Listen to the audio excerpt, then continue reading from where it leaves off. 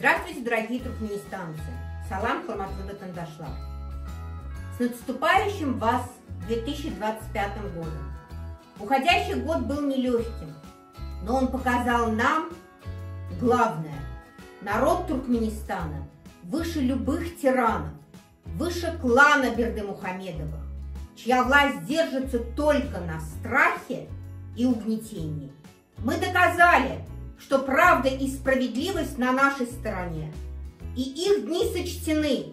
Мы с вами народ, который не сломить. Наша борьба за права, за свободу и за справедливость – это борьба за наше будущее. Это борьба за будущее наших детей. Ни один диктатор, ни одно преступное правление не сможет удержать нас от того, чтобы добиться победы. В наступающем году мы будем еще сильнее, еще сплоченнее и еще увереннее в своих силах. Мы знаем, что победа будет за нами, а те, кто издевался над нашим народом, неизбежно ответят за свои преступления.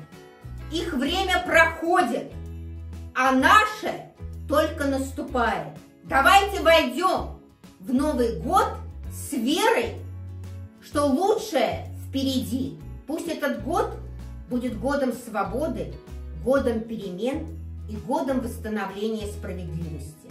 Мы будем продолжать бороться, потому что наш народ заслуживает жизни в мире, достоинстве и процветании. С благодарностью за вашу стойкость, солидарность и поддержку. С Новым годом, дорогие туркменистанцы! С новым счастьем! Салам, хурматлы ватандашлар! Здравствуйте, дорогие туркменистанцы!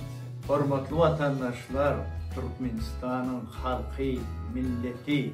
Geçen yıl 2024 yıl bizim tarihte asli, ölgü fikirli, giyinişlikteki, hemen opozisiyanın içindeki tarihte en bir şovlu yıl bu. Teveri bizim halkımız, bizim ağzı bir görüşümüzün neticesinde bu haram tohum, haram dağları yerine koydu.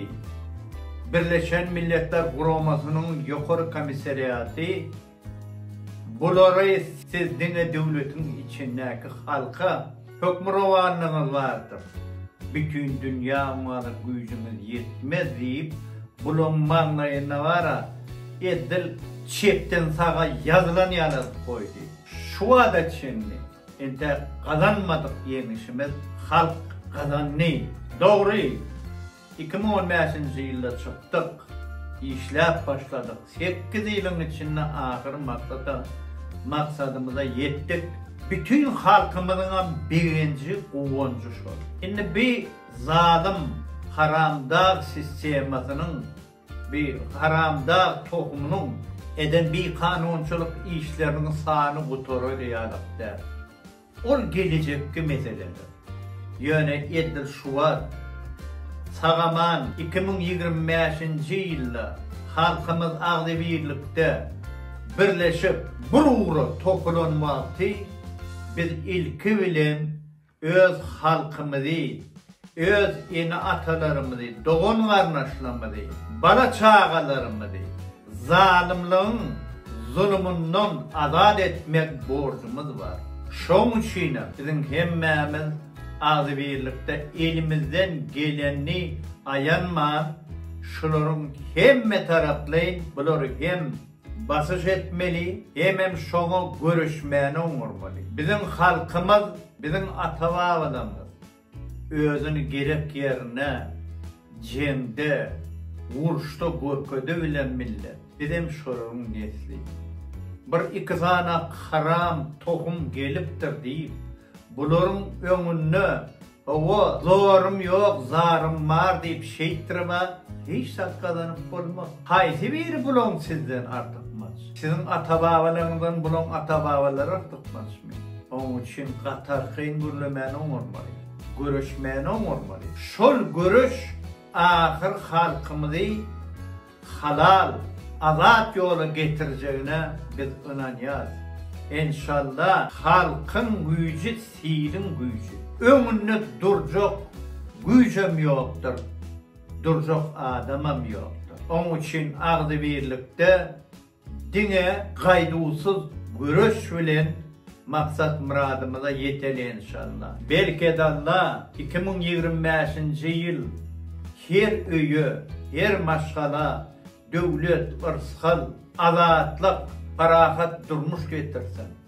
Maksat muradımıza yeteli. Eden işimiz uğruna olsun inşallah. Halktan ulu gücüm olmaz. Halktan öne geçecek adamım olmaz. Ol sebeple halkın hakkı var. Narotime bravo. Tədeyiliniz kutlu olsun, kutlu düşümlü olsun. Aziz Türkmenistan'ın milleti. Bağıtınız açılıp 2025 yılda ehli halkımızın maksat muradına yetilen yılı olsun inşallah. Ulu halkın dileğini Allah Teala öz dergahına kabul etsin. Amin yenmekte olsun inşallah. С Новым годом, с новым счастьем, С новыми победами. с новыми победами, чтобы наш народ добился своей цели и освободился от тирании и диктатуры харамдагов.